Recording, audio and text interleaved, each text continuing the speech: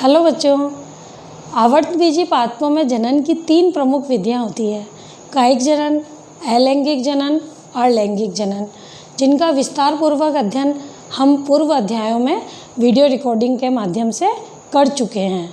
कभी कभी क्या होता है, किन्हीं पादपों में बिना फर्टिलाइजेशन के ही नए प्लांट का डेवलपमेंट हो जाता है, यानी बिना निषेचन के ही नया पौधा बन जाता है। उसको हम पादप जनन की विशिष्ट विधियों के अंतर्गत उसका अध्ययन करते हैं। अब देखिए, इस चैप्टर के अपने लर्निंग ऑब्जेक्टिव का क्या है। पहला है पादप जनन की विशिष्ट विधियां कौन कौन सी है, जिसका अध्ययन हम विस्तार पूर्वक करेंगे। सेकंड है एपोमिक्सिस किसे कहते हैं, एगेमोस्पोरी क्या है और माइक्रो प्रोपोगेशन कैसे कराया जाता है, इसकी भी स्टडी करेंगे। एक है अपना पॉली एम्ब्रियोनी किसे कहते हैं, इसके कॉजेज़ क्या है, टाइप्स क्या है और इसका सिग्निफिकेंस क्या है, इसको भी हम डिस्कस करेंगे। अब देखिए, जो पादप जनन की प्रमुख विधियां हैं वो प्रमुख 4 है। Apomixis, एगेमोस्पर्मी, micro propagation and vegetative propagation. जो वेजिटेटिव प्रोपोगेशन है उसको हम अच्छी तरह पहले वाले चैप्टर्स में समझ चुके हैं। अब अपने 3 विधियों को पढ़ना बहुत ज़रूरी है, एपोमिक्सिस, एगेमोस्पर्मी और माइक्रो प्रोपोगेशन। इसको हम तीनों को यहाँ अच्छी तरह डिस्कस करेंगे। अब है एपोमिक्सिस किसे कहते हैं।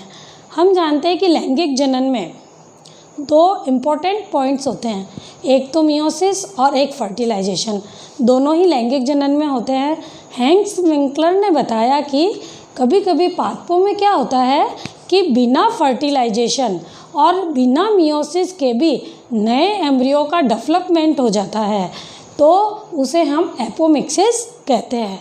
यानी बिना फर्टिलाइजेशन, बिना मियोसिस के जब न्यू एम्ब्रियो का डेवलपमेंट हो जाता है तो उसे एपोमिक्सिस कहते हैं। एपोमिक्सिस को 2 पार्ट्स में डिवाइड किया, स्पोरोफिटिक एपोमिक्सिस और दूसरा है गैमेटोफिटिक एपोमिक्सिस। स्पोरोफिटिक एपोमिक्सिस हम किसे कहेंगे कि ओव्यूल की तो सेल होती है, लेकिन वो एम्ब्रियो सेक के बाहर की सेल है। तो ओव्यूल की सेल जो होती है, जो एम्ब्रियो सेक के बाहर होती है, वो डिप्लॉइड सेल होती है, जैसे न्यूसेलस की सेल्स या फिर इंटेगुमेंट की सेल है। ये दोनों से इन दोनों की सेल्स कैसी होती है, डिप्लॉइड होती है। जब इनके द्वारा यदि नया एम्ब्रियो डेवलप हो जाए तो उसे हम स्पोरोफिटिक एपोमिक्सिस कहते हैं। यानी एम्ब्रियो सेक के बाहर की सेल्स जो डिप्लॉइड होती है, उनके द्वारा यदि न्यू एम्ब्रियो डेवलप हो जाए तो उसे स्पोरोफिटिक एपोमिक्सिस कहते हैं। दूसरा है गैमेटोफिटिक एपोमिक्सिस। इसमें क्या होता है कि जो अपने एम्ब्रियो की जो सेल, एम्ब्रियो सेक की जो सेल्स होती है, एम्ब्रियो सेक की सेल्स जैसे एग सेल है, सिनर्जिड सेल है, एंटीपोडल सेल है, ये सब सेल्स हैप्लॉइड होती है। इनमें से किसी के भी द्वारा एम्ब्रियो का डेवलपमेंट होता है तो उसे गैमेटोफिटिक एपोमिक्सिस कहेंगे। गैमेटोफिटिक एपोमिक्सिस को फिर 2 भागों में डिवाइड किया, एक तो है पार्थोजेनेसिस, दूसरा है एपोगेमी। पार्थिनोजेनेसिस में क्या होता है कि इसके अंदर अनफर्टिलाइज्ड जो एग सेल होती है, एम्ब्रियो सेक के अंदर की जो अनफर्टिलाइज्ड अंड कोशिका है, उसके द्वारा यदि गैमिट्स का एम्ब्रियो का डेवलपमेंट हो जाए, किसका डेवलपमेंट हो जाए, एम्ब्रियो का डेवलपमेंट यदि अनफर्टिलाइज्ड एग सेल से हो जाए तो उसे हम पार्थिनोजेनेसिस कहते हैं। यानी अनफर्टिलाइज्ड एग सेल से जब न्यू एम्ब्रियो का डेवलपमेंट होता है सो उसे पार्थिनोजेनेसिस कहते हैं। दूसरा है एपोगेमी। एपोगेमी के अंतर्गत क्या होता है कि इसमें जो एग सेल है उसके अलावा एम्ब्रियो सेक की जो दूसरी सेल्स होती है, जिसको हम क्या बोलते हैं, एंटीपोडल सेल या सिनर्जिड सेल, ये दोनों सेल्स भी कैसी होती है, हैप्लॉइड होती है। यदि इनके द्वारा, ये भी बिना फर्टिलाइजेशन के, इनके द्वारा यदि एम्ब्रियो का डेवलपमेंट हो जाए, न्यू एम्ब्रियो का डेवलपमेंट हो जाए तो उसे हम एपोगेमी कहते हैं। एपोगेमी कैसे कहेंगे कि सेल्स तो एम्ब्रियो सेक की ही होती है, लेकिन एक सेल के अलावा एम्ब्रियो सेक में जो दूसरी सेल्स होती है वो भी हैप्लॉइड होती है, उनमें भी फर्टिलाइजेशन नहीं होता है। उसके द्वारा यदि नए एम्ब्रियो का डेवलपमेंट हो जाए तो उसे हम एपोगेमी कहते हैं। ये तो हो गया पूरा एपोमिक्सिस। उसको 2 भागों में डिवाइड किया, स्पोरोफिटिक, गैमेटोफिटिक। फिर गैमेटोफिटिक को 2 भागों में डिवाइड किया, पार्थिनोजेनेसिस और एपोगेमी। अब है इस एपोमिक्सिस को पंचानन माहेश्वरी जो कि साइंटिस्ट है उन्होंने 4 भागों में डिवाइड किया, non current apomixis, current recurrent apomixis, adventive embryony और vegetative apomixis. Non current apomixis किसे कहेंगे हम कि एमएमसी, जिसको कि हम मेगा स्पोर मदर सेल कहते हैं। मेगा स्पोर मदर सेल्स में क्या होता है, मियोसिस के द्वारा एम्ब्रियो सेक बनता है, यानी मेगा स्पोर मदर सेल्स में मियोसिस के द्वारा एम्ब्रियो सेक बनेगा। तो उस एम्ब्रियो सेक की जो सारी सेल्स होती है वो हैप्लॉइड होती है। सारी सेल्स कैसी होगी, उसकी हैप्लॉइड होगी। यदि इन हैप्लॉइड सेल से न्यू एम्ब्रियो का डेवलपमेंट होता है तो उसे नॉन रिकरेंट एपोमिक्सिस कहते हैं। ये भी 2 टाइप्स की होती है, एक तो हैप्लॉइड पार्थिनोजेनेसिस और दूसरा है हैप्लॉइड एपोगेमी। हैप्लॉइड पार्थिनोजेनेसिस में क्या है कि ये जो हैप्लॉइड एग सेल का हैप्लॉइड एम्ब्रियो सेक का डेवलपमेंट हुआ है, उसके अंदर जो एग सेल होती है वो भी हैप्लॉइड होगी। यदि उस अनफर्टिलाइज्ड एग सेल से यदि न्यू एम्ब्रियो का डेवलपमेंट होता है तो उसे हैप्लॉइड पार्थिनोजेनेसिस कहते हैं। अब हैप्लॉइड एपोगेमी किसे कहेंगे, एम्ब्रियो सेक की दूसरी हैप्लॉइड सेल्स जो एग सेल्स के अलावा होती है और वो भी अनफर्टिलाइज्ड होती है, जैसे सिनर्जिड सेल्स और एंटीपोडल सेल्स, इनके द्वारा यदि न्यू एम्ब्रियो का डेवलपमेंट होता है तो उसे हैप्लॉइड एपोगेमी कहते हैं। ये तो हो गया नॉन रिकरेंट एपोमिक्सिस। दूसरा है रिकरेंट एपोमिक्सिस। रिकरेंट एपोमिक्सिस में क्या होता है, यहाँ जो सेल्स में अर्धसूत्री विभाजन हो रहा है वो पूरी तरह से नहीं होता है, यानी पूरा मियोसिस कंप्लीट नहीं हो और एम्ब्रियो सेक का डेवलपमेंट हो जाए तो उस एम्ब्रियो सेक की जो सारी सेल्स होती है वो सेल्स सारी डिप्लॉयड होती है। कैसी सेल्स होगी, एम्ब्रियो सेक की सारी सेल्स डिप्लॉयड होती है।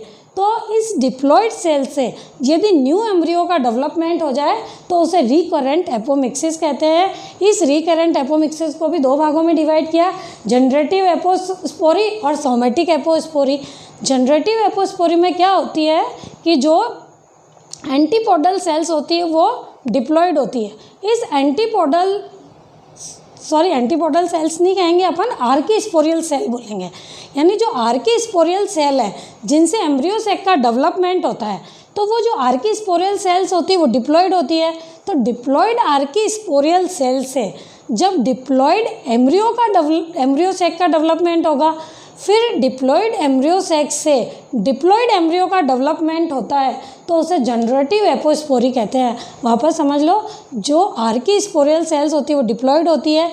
इस डिप्लॉयड आर्कीस्पोरियल सेल से डिप्लॉयड एम्ब्रियो सेक का डेवलपमेंट होता है और डिप्लॉयड एम्ब्रियो सेक से डिप्लॉयड एम्ब्रियो का डेवलपमेंट होता है तो उसे हम जनरेटिव एपोस्पोरी कहेंगे। दूसरा है सोमेटिक एपोस्पोरी। सोमेटिक एपोस्पोरी में क्या होता है कि जो अपनी एम्ब्रियो सेक की सेल्स होती है लेकिन एग सेल नहीं होगी, एग सेल के अलावा जो सिनर्जिड सेल्स या एंटीपोडल सेल्स होती है उनके द्वारा होगा, या फिर अपन यूँ भी कह सकते हैं कि जो अपने एम्ब्रियो सेक के जो बाहर की सेल्स होती है जिसे हम न्यूसेलर सेल्स या इंटेग्यूमेंटल सेल्स बोलते हैं वो डिप्लॉयड होती है। उन डिप्लॉयड सेल से पहले डिप्लॉयड एम्ब्रियो सेक का डेवलपमेंट होगा, फिर डिप्लॉयड एम्ब्रियो सेक से डिप्लॉयड एम्ब्रियो का डेवलपमेंट होता है। वापस समझ लीजिए, सोमेटिक एपोस्पोरी में क्या होता है, जो अपने एम्ब्रियो सेक के बाहर की जो सेल्स होती है जिसको हम यूँ कहेंगे कि जो न्यूसेलर सेल्स है या इंटेग्यूमेंटल सेल्स है वो डिप्लॉयड होती है। उन डिप्लॉयड सेल से पहले डिप्लॉयड एम्ब्रियो सेक का डेवलपमेंट होगा, फिर उससे डिप्लॉयड एम्ब्रियो का डेवलपमेंट होता है तो उसे सोमेटिक एपोस्पोरी कहते हैं। फिर है एडवेंटिव एम्ब्रियोनी। एडवेंटिव एम्ब्रियोनी में क्या होता है कि जो एम्ब्रियो सेक के जो बाहर की सेल है, ओव्यूल के तो अंदर की सेल होती है, लेकिन एम्ब्रियो सेक के बाहर की सेल होती है जिसे हम क्या बोलते हैं, न्यूसेलर सेल्स या इंटेग्यूमेंटल सेल्स बोलते हैं, ये डिप्लॉयड होती है। यदि इनके द्वारा एम्ब्रियो का डेवलपमेंट हो जाता है तो उसे हम एडवेंटिव एम्ब्रियोनी कहते हैं। फिर लास्ट है इसका वेजिटेटिव एपोमिक्सिस। इसके अंतर्गत क्या होता है कि हम देखते हैं कि जो बर्ड होती है उस बड से, प्लांट पे जो बड लगी होती है उससे हमेशा फ्लावर का डेवलपमेंट होता है। लेकिन कभी कभी क्या होती है कि ये बड फ्लावर में ना डेवलप होकर बुलबिल्स या प्रोपेग्यूल बना लेती है। तो ये बुलबिल्स और प्रोपेग्यूल जो होती है प्लांट पर ही लगी हुई होती है, तभी इनमें जर्मिनेशन हो जाता है, तो वो नया प्लांट डेवलप हो जाता है। अब देखिए एपोमिक्सिस कंप्लीट हो गया और अब सेकंड अपन पढ़ेंगे एगेमोस्पर्मी। एगेमोस्पर्मी में क्या है कि इसमें भी जो है रिप्रोडक्टिव यूनिट तो सीड ही होती है। रिप्रोडक्टिव यूनिट सीड होने का मतलब है बीज के द्वारा ही नए पौधे का निर्माण होता है।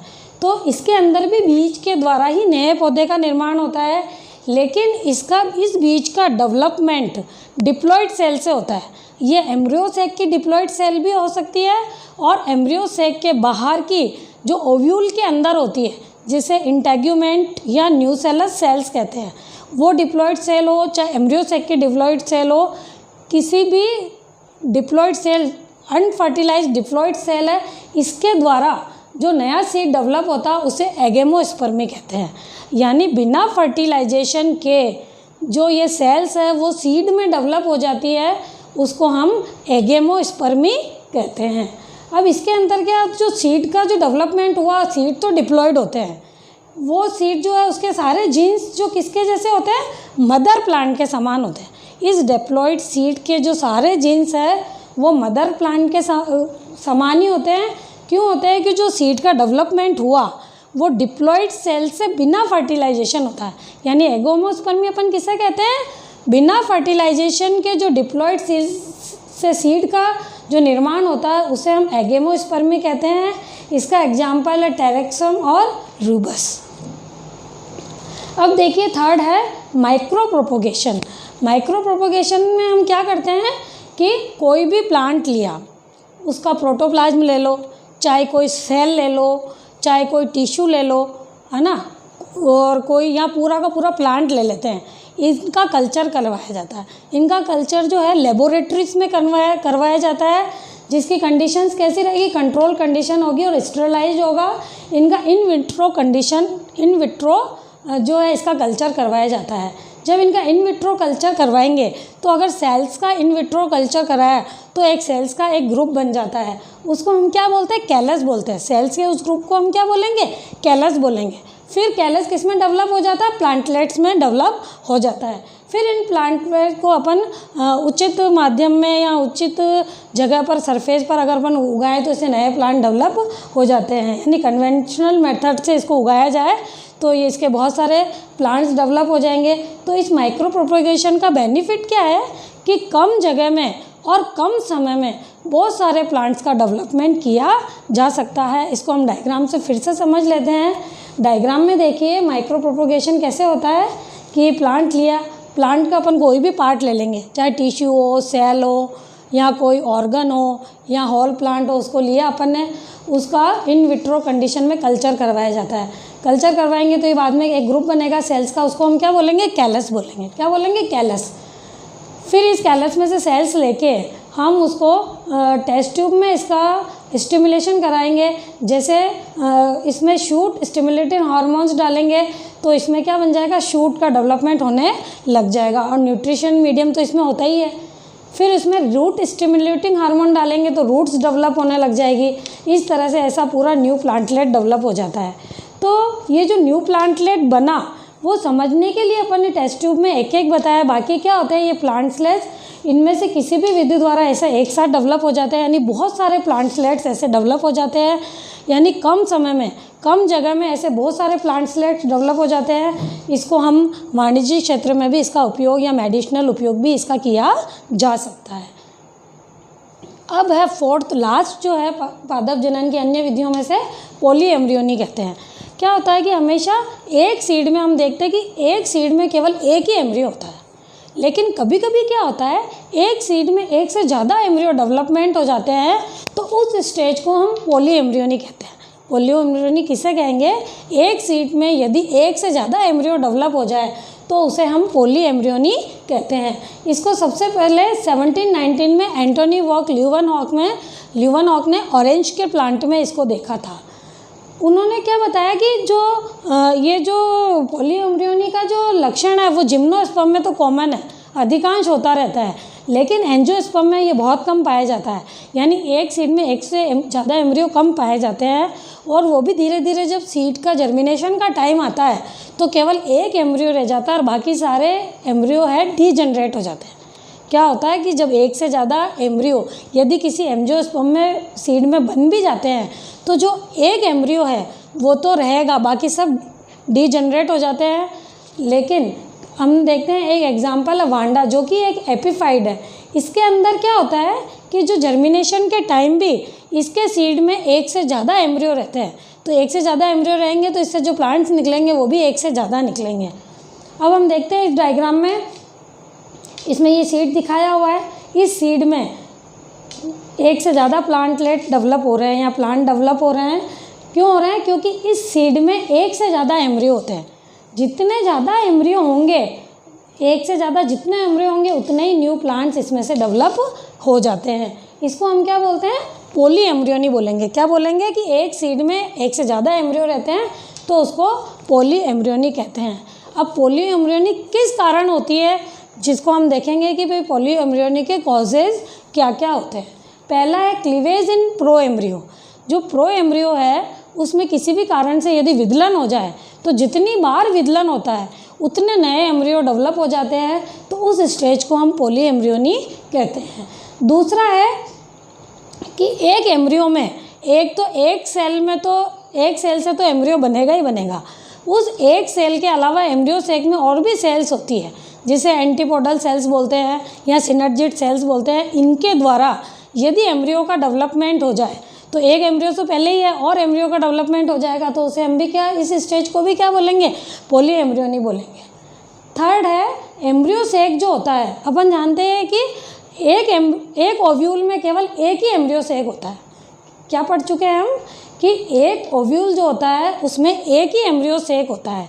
लेकिन कभी कभी किन्हीं कारणों से क्या होता है, एक ओव्यूल में एक से ज़्यादा एम्ब्रियो सेक डेवलप हो जाए। क्या हो जाए? एक ओव्यूल में एक से ज़्यादा एम्ब्रियो सेक डेवलप हो जाए तो हर एम्ब्रियो सेक में क्या होगी? एक सेल होगी। हर एक सेल से क्या होगा? एक एक नया एम्ब्रियो डेवलप हो जाएगा। यानी एक ओव्यूल में जितने एम्ब्रियो सेक होंगे उतने ही ज़्यादा एम्ब्रियो का डेवलपमेंट हो जाएगा। तो इस स्टेज को भी हम क्या बोलते हैं? पॉली एम्ब्रियोनी बोलते हैं, क्योंकि एक से ज़्यादा एम्ब्रियो का डेवलपमेंट हो जाता है। फिर फोर्थ इसका है by the activated sporophytic cell in ovule, जिसको हम क्या बोलते हैं? एडवेंटिव पॉली एम्ब्रियोनी भी बोलते हैं। क्या बोलते हैं अपन इसको?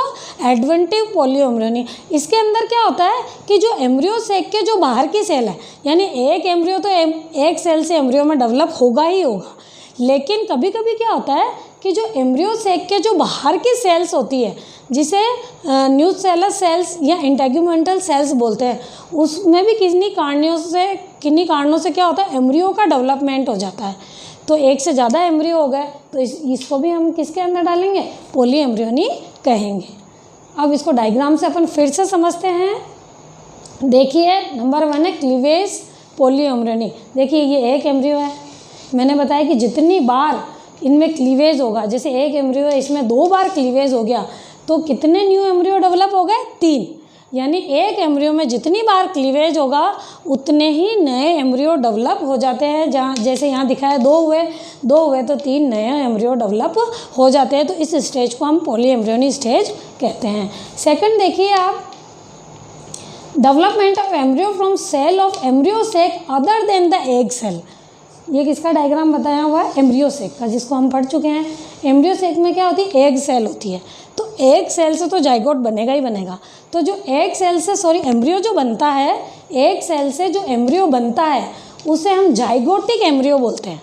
यानी एक सेल है उससे तो एम्ब्रियो बनेगा ही बनेगा, उसको हम जाइगोटिक एम्ब्रियो बोलते हैं। और इसके अलावा और 2 तरह की सेल्स और होती है एम्ब्रियो सेक में, एक तो एंटीपोडल सेल और दूसरा सिनर्जिड सेल्स। यदि किन्हीं कारणों से एंटीपोडल सेल्स के द्वारा एम्ब्रियो बन जाए तो उसे एंटीपोडल सेल्स कहते हैं, और किन्हीं कारणों से सोमेटिक सेल्स में एम्ब्रियो बन जाए तो उसे सिनर्जिड सेल से एम्ब्रियो बन जाए तो उसे सिनर्जिड सेल्स कहते हैं। यानी जाइगोटिक एम्ब्रियो तो बन ही रहा है, उसके साथ साथ एंटीपोडल एम्ब्रियो या सिनर्जिड एम्ब्रियो और डेवलप हो जाते हैं, तो इस स्टेज को भी हम पोली एम्ब्रियोनी कहते हैं। इसका एग्जाम्पल है आर्जीमोन मैक्सिकाना और एरिस्टोलोकिया। जो ये सेल्स जो होती है जिसको एंटीपोडल सेल या सिनर्जिड सेल्स बोलते हैं, ये हैप्लॉइड भी हो सकती है और डिप्लॉइड भी हो सकती है। आर्जीमोम मैक्सिकाना में तो ये सेल्स हैप्लॉइड होती है और एरिस्टोलोकिया में ये सेल्स डिप्लॉइड सेल्स होती है जिनसे नए एम्ब्रियो का डेवलपमेंट होता है। थर्ड देखिए, development of more than one embryo sac in ovule. अपन क्या जानते हैं कि एक ओव्यूल में हमेशा एक ही एम्ब्रियो होता है, उसमें एक सेल होती है जो एम्ब्रियो में डेवलप वो एक सेल एम्ब्रियो में डेवलप हो जाती है, ठीक है ना। लेकिन कभी कभी क्या होता है कि एक ओव्यूल के अंदर एक से ज़्यादा एम्ब्रियो सेक डेवलप हो जाते हैं, तो जितने ज़्यादा एम्ब्रियो सेक डेवलप होंगे उसमें उतनी एक सेल होगी और उतने ही नए एम्ब्रियो का डेवलपमेंट होगा। तो इस स्टेज को भी हम क्या बोलेंगे, पोली एम्ब्रियोनी बोलते हैं। अब पोली एम्ब्रियोनी किस किस कारण से होती है, एक तो जो मेगा स्पोर, एक ही मेगा स्पोर मदर सेल से यदि एक से ज़्यादा एम्ब्रियो सेक का डेवलपमेंट हो सकता है, ठीक है ना। तो जितने ज़्यादा एम्ब्रियो सेक बनेंगे उतने ही नए एम्ब्रियो बनेंगे। कभी कभी क्या होता है कि अलग अलग मेगा स्पोर मदर सेल्स जो होती है उनसे अलग अलग एम्ब्रियो सेक का डेवलपमेंट होता है और उससे अलग अलग एम्ब्रियो का डेवलपमेंट होता है। कभी कभी जो न्यू सेलर सेल्स होती है उसके द्वारा भी क्या होता है, नए एम्ब्रियो का डेवलपमेंट हो जाता है। इस स्टेज को हम पोली एम्ब्रियोनी बोलते हैं। फिर फोर्थ देखिए, एडवेंटिव पोली एम्ब्रियोनी। एडवेंटिव पोली एम्ब्रियोनी में मैं पहले भी बता चुकी हूँ कि एक एम्ब्रियो, तो ये पूरा अपने ओव्यूल की स्ट्रक्चर बता रखी है। इसके अंदर यह है एम्ब्रियो सेक। क्या है इसके अंदर, एम्ब्रियो सेक। एम्ब्रियो सेक में जो एक सेल होती है उससे जो एम्ब्रियो डेवलप होता है उससे तो हम नॉर्मल एम्ब्रियो बोलते हैं। क्या बोलेंगे, नॉर्मल एम्ब्रियो। और इस के बाहर जो सेल्स होती है जिसे हम न्यू सेलर सेल्स या इंटेग्यूमेंटल सेल्स कहते हैं। तो जो एम्ब्रियो सेक के बाहर की जो न्यू सेलर सेल्स है, यदि किन्हीं कारणों से उनके अंदर एम्ब्रियो डेवलप हो जाए तो उसे न्यू सेलर एम्ब्रियो बोलते हैं। यानी एक एम्ब्रियो तो एक सेल का तो है ही है, उसके अलावा एम्ब्रियो सेक के बाहर की जो न्यू सेलर सेल्स है उनसे एम्ब्रियो का डेवलपमेंट हो रहा है, उनको हम क्या बोलेंगे, न्यू सेलर एम्ब्रियो बोलेंगे। यानी एक से ज़्यादा एम्ब्रियो हो गए इस स्टेज पे, तो इसको हम क्या बोलते हैं, एडवेंटिव पोली एम्ब्रियोनी बोलते हैं। क्या बोलेंगे इसे, एडवेंटिव पोली एम्ब्रियोनी बोलते हैं। अब एडवेंटिव पॉली एम्ब्रियोनी के सिग्निफिकेंस क्या क्या है आप देखिए। जो एडवेंटिव पॉली एम्ब्रियोनी होता है उसके क्या सिग्निफिकेंस है कि जो इससे एडवेंटिव एम्ब्रियो जो डेवलप होता है वो मदर प्लांट के बिल्कुल समान है, यानी अपन मदर प्लांट का क्लोन भी उसको बोल सकते हैं। सेकंड पॉइंट इसका है कि इस एम्ब्रियो से जो प्लांट्स डेवलप होते हैं, यानी पहली पोली एम्ब्रियो से जो प्लांट्स डेवलप होते हैं वो वाइगर इन नेचर होते हैं, यानी कि उसमें बहुत ओज पाया जाता है। थर्ड है कि ये डिजीज़ फ्री होते हैं, यानी इस वाले एम्ब्रियो से जो प्लांट डेवलप होते हैं उनमें कोई बीमारी नहीं होती है। फोर्थ है साइटोलॉजी, यानी कोशिका विज्ञान के क्षेत्र में अध्ययन के लिए बहुत इंपॉर्टेंट है। इसके अलावा यदि इस एम्ब्रियो का कॉल्चिसिन से ट्रीटमेंट किया जाए, किससे ट्रीटमेंट किया जाए, कॉल्चिसिन से, तो इसकी क्या होती है, एक होमोजाइगस लाइन हमको प्राप्त होती है जो प्लांट वृद्धि के एक्सपेरिमेंट में बहुत ज़रूरी है, बहुत अध्ययन के लिए आवश्यक है। अब की पॉइंट्स क्या है, यानी अपना चैप्टर हो गया पूरा। अब हम वापस मैं रिवाइज़ करूँगी कि इस चैप्टर में हमने पढ़ा क्या क्या है। सबसे पहले हमने क्या पढ़ा कि एपोमिक्सिस कैसे कहते हैं। एपोमिक्सिस 2 टाइप की होती है, एक तो स्पोरोफिटिक एपोमिक्सिस, दूसरा गैमेटोफिटिक एपोमिक्सिस। फिर पंचानन माहेश्वरी ने इनको 4 भागों में एपोमिक्सिस को डिवाइड किया, नॉन रिकरेंट, रिकरेंट, इसके अलावा एडवेंटिव और वेजिटेटिव एपोमिक्सिस। फिर एपोमिक्सिस का सिग्निफिकेंस अपन ने पढ़ा, एगोमोस्पर्मी किसे कहते हैं ये पढ़ा। इसके अलावा माइक्रो प्रोपेगेशन है वो कैसे करवाया जाता है उसको हम डायग्राम से अच्छी तरह समझ चुके हैं। लास्ट पॉइंट अपना था पहली एम्ब्रियोनी किसे कहते हैं, इसकी कॉजेज़ क्या है, इसके सिग्निफिकेंस क्या है, जो हम पढ़ चुके हैं। Thanks for watching video.